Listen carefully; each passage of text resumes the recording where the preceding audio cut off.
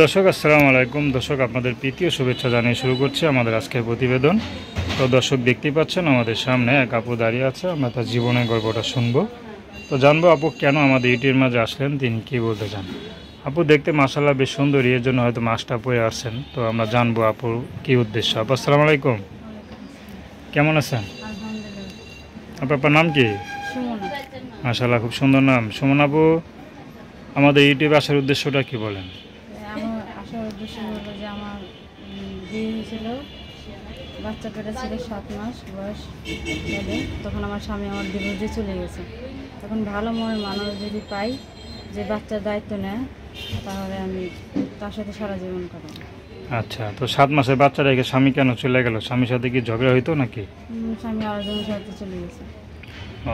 বিয়ে শাদী করছে? হ্যাঁ, বিয়ে করে চলে গেছে। আচ্ছা আচ্ছা, কেন? আপনি কি প্রেম করে বিয়ে করছিলেন নাকি পরিবার দিছে? পরিবার দিছে। আচ্ছা, তো পরিবার দেখে শুনে বিয়ে দেয় না, যে ছেলে কেমন, ছেলের পরিবার কেমন। একটা মেয়ে এক জায়গায় বিয়ে দিবে তো জেনে শুনে বিয়ে দিবে না? জানি শুনে দিয়েছিল, এখন মনে করেন গেছে, হ্যাঁ ভালো লাগছে গেছে। বিয়েটা গিয়ে দিছিল? বাবা মা দিয়েছিল। বাবা কি করে?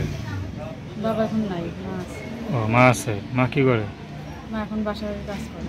আপনি কি করেন? আমি এখন কিছু করি না, কারণ ছেলে তো ছোট।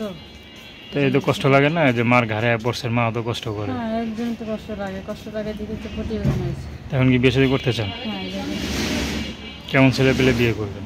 ভালো ভালো মানুষ, ভালো মনের মানুষ, যে আমার দায়িত্ব নেবে, আমার ছেলের দায়িত্ব নেবে, আমার পাশে থাকবে, আমি সেরকম মানুষ চাই। আচ্ছা, তারপরে যদি 2-3টা বউ থাকে, যদি আরেকটা বিয়ে করতে চান, আপনি করবেন? তাহলে যদি আমাকে মিলে নেয় তাহলে আমিও থাকতে পারবো। আচ্ছা, তো আপনার সাথে কী যোগাযোগ করবে? নাম্বার। তো দর্শক আপনারা সুমন আপুর কথা শুনলেন। তো তার নাম্বারটা হচ্ছে 0132063869। আমি নাম্বারটা আবারও বলছি, 0132063869।